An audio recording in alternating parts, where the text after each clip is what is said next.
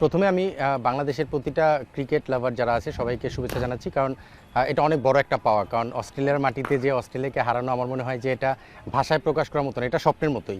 Because আমরা যখন চিন্তাভাবনা করেছি অস্ট্রেলিয়াতে যাব, এই স্বপ্নটা পূরণ হওয়ার চিন্তা কিন্তু অনেস্টলি যদি আমাকে কেউ জিজ্ঞেস করে বা আপনাকেও কেউ জিজ্ঞেস করে, আমি শিওর, রুশো ভাই আছেন, আমি শিওর যে রুশো ভাইও চিন্তা করেন আমরা অস্ট্রেলিয়ার সঙ্গে জিতে যাব।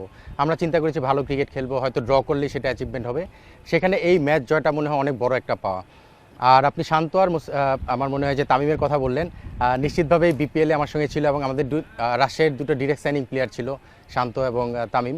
সো তাদের আমাকে টপকে যাওয়ার যে বিষয়টা, এটার অপেক্ষায় ছিলাম। বিকজ আসলে 23 বছর অপেক্ষা করতে হয়েছে আমাদের ক্রিকেটে। 23 বছর যেখানে গিয়েছে, নিশ্চিতভাবেই 76 রান টপ স্কোরার এটা হয় না।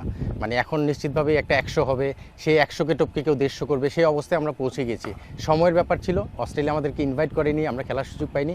যখন ইনভাইট করলো সেই রেকর্ড ব্রেক করলো। এবং তামিমের 100টা মনে আলাদাভাবে বলার মতো, বিকজ টেস্ট ক্রিকেটে এসেই এই ধরনের একটা পারফরমেন্স নিশ্চিতভাবেই সবার নজর কেড়েছে। এবং তামিমের এই অ্যাচিভমেন্টটা আমাদের প্রতিটা মানুষকে টেস্ট ক্রিকেটে যে ওপেনিংয়ের জায়গাটা আমরা একটু স্ট্রাগল করছিলাম, সেটা একটা আলাদা ভরসার জায়গা তৈরি করেছে। আর শান্ত টেস্ট ক্রিকেটে ভালো খেলছে, কন্টিনিউ ভালো খেলে যাচ্ছে। সো এদের দুজনের পারফরমেন্স নিশ্চিতভাবেই আমরা প্রত্যাশা করেছিলাম। হয়তো শান্তর কাছে প্রত্যাশা বেশি ছিল, আনফর্চুনেটলি 100টা হয়নি। বাট আমার মনে হয় যে নিশ্চিতভাবেই চমৎকার পারফরমেন্স এবং টিম হিসেবে যে একটা অ্যাচিভমেন্ট, সেটা আমাদের সবার জন্য অনেক বড় একটা পাওয়া।